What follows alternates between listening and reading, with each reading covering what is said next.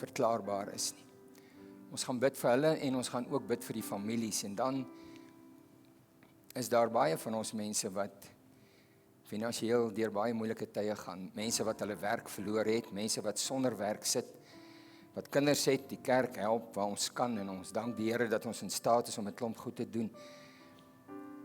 Maar die Engels praat van dignity, help my met die Afrikaanse woord, menswaardigheid van baie mense wat by hulle weggeneem word, om altyd in iemand anders se oë te kyk, om altyd afhanklik te wees. En ons vertrou die Here dat hy bonatuurlik sal instap en uitkoms gee, dat hy mense die vermoë en die wysheid sal gee wat om te doen, wat is die regte besluit. Maar ek wil vra dat u as gemeente saam met my vanmôre God gaan vertrou vir hulle wat hom nodig het. Dis hy wat vir ons die opdrag gegee het en gesê het, ons moet vir mekaar bid. Jy sien, dis die een ding, ek weet nie of jy dit agtergekom het nie, dat die meeste goed wat God vra, ons moet doen. En dit is baie belangrik, ook in vanmôre se konteks van dit wat ek oor gaan bedien. Die meeste goed wat God ooit van ons vra om te doen, gaan jou nie geld kos nie, maar dit gaan jou iets kos.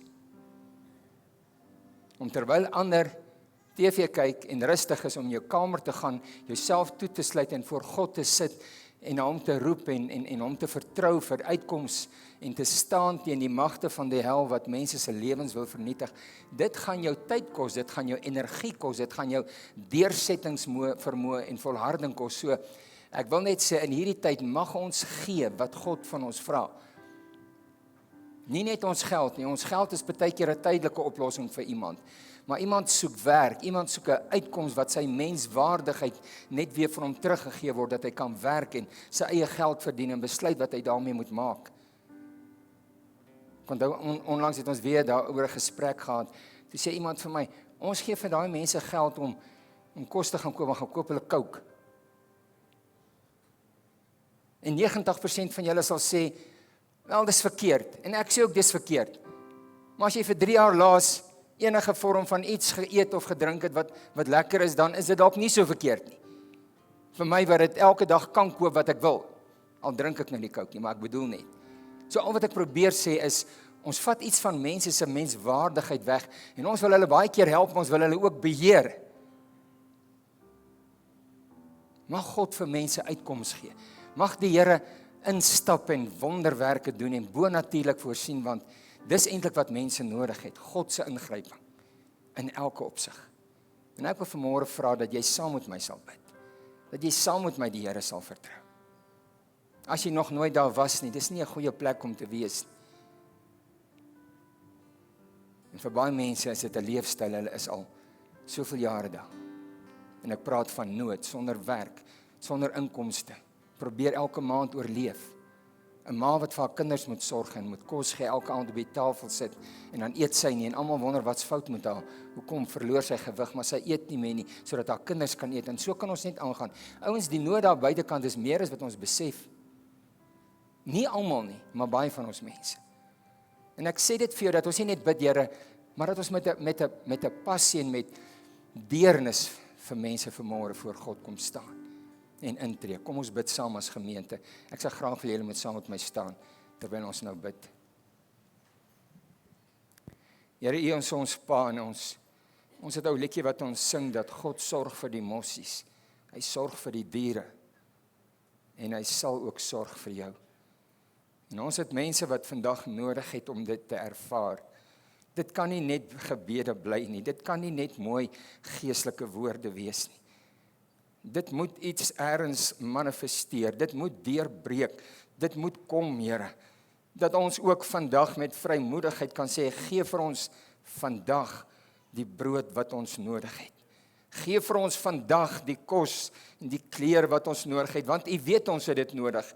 U weet wat, maar U weet ook dat ons dit nodig het, en ek bid vir hulle wat vandag, Here, desperaat is, wat opgehou bid het, want hulle weet nie meer wat om te bid nie, dit lyk net of niks werk nie. En dis nie waar nie, dis nie waar nie. Hoe bid ek dat U kerk, Here, gehoorsaam sal word? Soms het U geantwoord, maar ek het nie gehoor nie.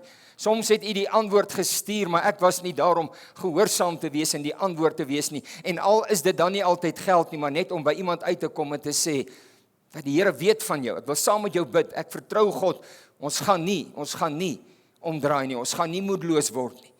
Ek bid vir u kerk, ek bid vir u gemeente, ek bid vir hulle wat in die naam van Jesus vanmôre staan met oë, Here, en 'n hart wat bidend is voor u, afwagtend.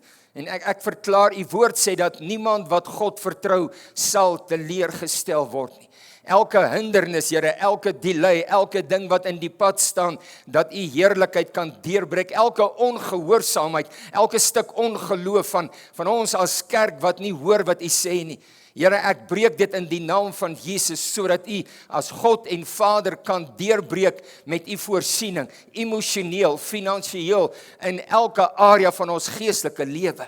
Ek bid dit vir u kerk, ons staan saam as gelowiges vanmôre, en vir hulle, Here, wat het en wat dalk oorvloed het, ons is so dankbaar, want dit is die mense wat hierdie gemeente dra, en wat God gebruik om te gee, en vir hulle wat nie het nie, Here, dat hulle nie met skuld en skaamte hoef te loop nie, maar met 'n verwagting dat God hulle sal herstel, sodat hulle weer op die plek kan kom, om ook by te dra en ook te gee, en deel te wees van hierdie vloei van God se seën.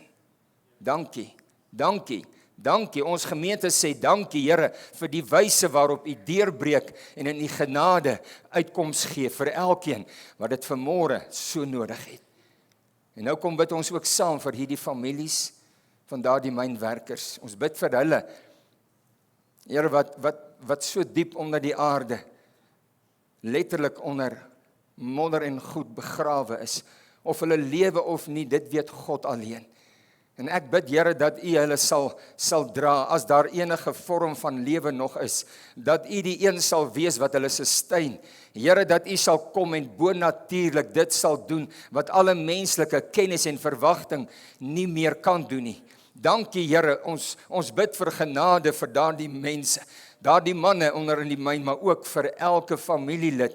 Here, wat met die verskrikking sit, ek weet nie of hulle kan slaap nie, ek weet nie of hulle in die nag gaan slaap nie, maar Here, dat u kom en hulle sal bedien, dat u hulle sal uitred, dat u hulle genade sal gee, want u het gesê, my genade is vir jou genoeg. Wat ons nodig het in daardie tyd, sal u vir ons gee.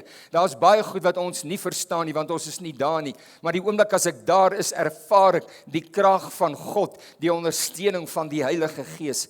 Gees van God, kom en bedien daardie families, doen vir ons 'n wonderwerk, in die naam van Jesus. Hy wat steel, slag en verwoes, sal nie sy doel bereik nie. Want baie keer is dit juis om mense van God af weg te dryf, om kwaad en aggressief om te draai en te sê, waar was u toe dit gebeur het? U woord sê, u huil saam met ons, u is deel van ons lewe, u is 'n vader soos wat ons vaders en moeders is, u weet dit, u verstaan, u sal ons nooit verstoot of verlaat nie. En ons dank u, Here, dat ons as gemeente vir hierdie mense kan bid. En nie net bid nie, ons vertrou u, o God, ons release u gees, u waarheid en u teenwoordigheid oor hulle. In die naam van Jesus bid ons dit. Amen. Amen. Baie dankie. Dankie.